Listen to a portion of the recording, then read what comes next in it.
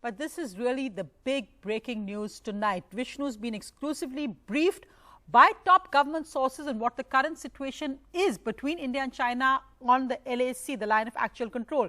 Vishnu, what do you know? Well, top government sources have briefed us on the overall situation as far as the line of actual control is concerned. And what we will now share with you are exclusive details, some of which never before reported, of the situation on the ground. Firstly, there is a sense, and this is the big takeaway, that given the standoff between India and China, this standoff could take any trajectory. The possibility of a clash, a larger clash, cannot be ruled out. This will mean that there is a price to pay on both sides. Now, what else have we actually picked up? Let's move to the next slide over here. A new military move by India, not on the south bank of Pangong we've been talking about, but on the north bank, along this line of actual control which China has imposed on us because they don't let us patrol in areas we want. India now dominating the Finger Four area by positioning ourselves above the Chinese.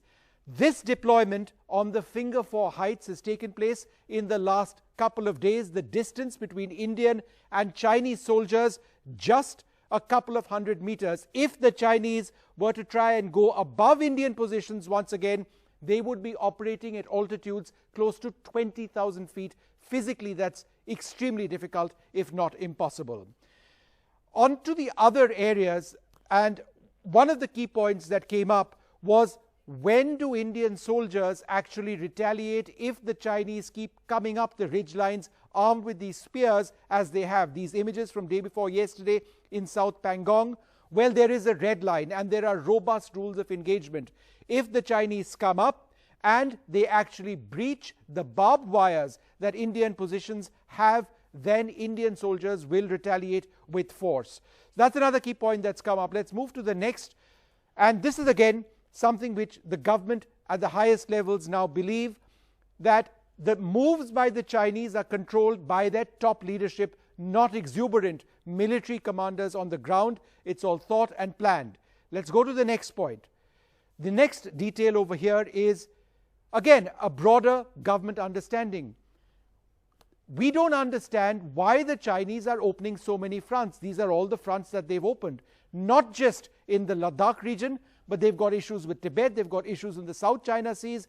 And why are they opening so many fronts right now? What else have we learned? Let's move to the next couple of points. In the context of a modern potential conflict or clash or dominance, air power essential. The Chinese have deployed 150 plus aircraft and helicopters in the theater, obviously on their side of the line of actual control. India is matching the Chinese presence on the ground and in the air. 1:1 is what we have learned. Let's move to the last couple of points over here. This in fact is what I started on, and this I think is how we really should end. The point is, India wants peace, we want dialogue, because if there is a clash, there will be a price to pay on both sides. So, Vishnu, I just wanted to ask you on this, because this is really extremely significant information. Now, this is the first time a top government source has briefed with language like this, that this can take any trajectory now. Now, this comes also on the eve of a possible meeting between the Foreign Minister Jaishankar and the Chinese Foreign Minister in Moscow tomorrow. What do you think is the significance of this strong message being sent out by India? Well, Sonia, firstly, we have used these words very carefully, and we have used these words after actually having been told that we can use these words, for starters. Secondly, in as much as the Indian army is prepared on the ground, I want to reiterate that at all levels of the government, at the army, the government, there is absolutely a top desire for peace and for de-escalation to take place. Therefore, when the foreign minister does meet the Chinese foreign minister in Moscow, there is a real hope that the situation de-escalates. And one more important point which has also come up, India and China want another round of Lieutenant General level talks.